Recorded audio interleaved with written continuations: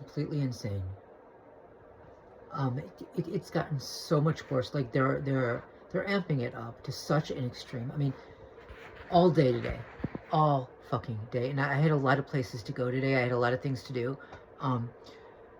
One of the first things I did, I had to go to the currency exchange, and I went in. I was at the window for maybe 5 minutes. It wasn't that long, but this guy had come in, and he wasn't doing anything. He was just standing there, kind of looking back and forth at me, and then his phone.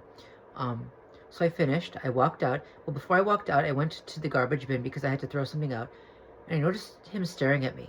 And as soon as I opened the door to walk out, he followed me out. He didn't do anything. Like, he walked in after me. He stood there, didn't do anything. Didn't go to the counter. Didn't do anything. Waited for me to leave, and then walked out as I left. And so I turned around after he walked out because I'm thinking, what the fuck? And then he turned and he walked the other way on his cell phone. Half a block down, this other guy comes toward me, right? We're at a cross street, so we're kind of walking toward each other. And he's coming from one angle and I'm coming from the other. And he makes a comment that references, of course, something personal in my life. And I don't mean personal like bad or private, just something that nobody should know, right? Just to show me that, you know, they do know. So everybody knows by now that I'm a total germaphobe, and I tend to wash my hands a lot, and I use hand sanitizer and hand sanitizer wipes and alcohol wipes and shit like that all the time.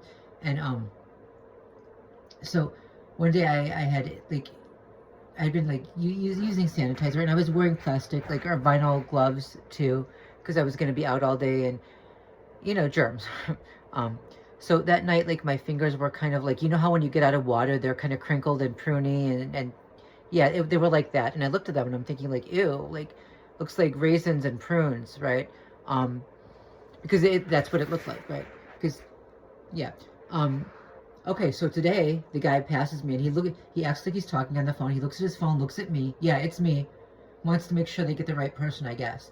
And then he says, yeah, like a barrel of raisins and prunes.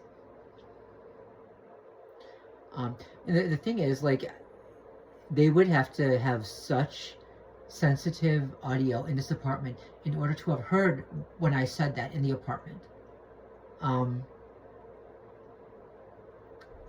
There were, and I mean, these two pieces of shit were obviously working together. But yeah, all day making personal references, all day. That they're amping it up to such an extreme now. It's insane. It's goddamn insane. And the fact that, like, they want the targets to know they're doing it, like, it's the sickest thing. Like, it's worse than just an abuser who lashes out and says horrible things and uses curse words and shit like that. Because this is just, they're like almost narcissistic abusers or psychopathic or sociopathic abusers where it's malicious. Like, they don't want other people to know what they're doing to you, right? And we all know that. Like, they want the target to know that it's happening, but they don't want other people to know what they're doing to the target. It is so fucking sick. It is so sinister. Like, that's like typical abuse. Like, it is the worst kind of abuse. Anyway, yeah.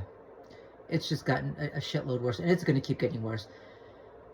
Because of ICE, I mean, now anyone can be dragged off the streets, and people, you know, some people will try to stop it, but most don't, because it's a felony now to interfere with federal, you know, agents, and now they're under the guise of federal agents. So people are afraid to stop them.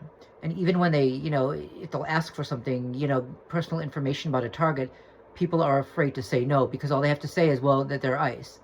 And then people don't know if they're actually ICE or not, because ICE agents don't even have to show badges.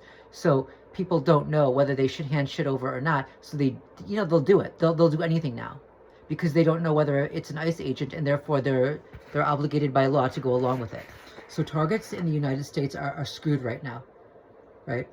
However willing that the majority of people were to go along with this shit before, they're absolutely fucking doing it now, because now anyone who asks them to do anything could be an ICE agent.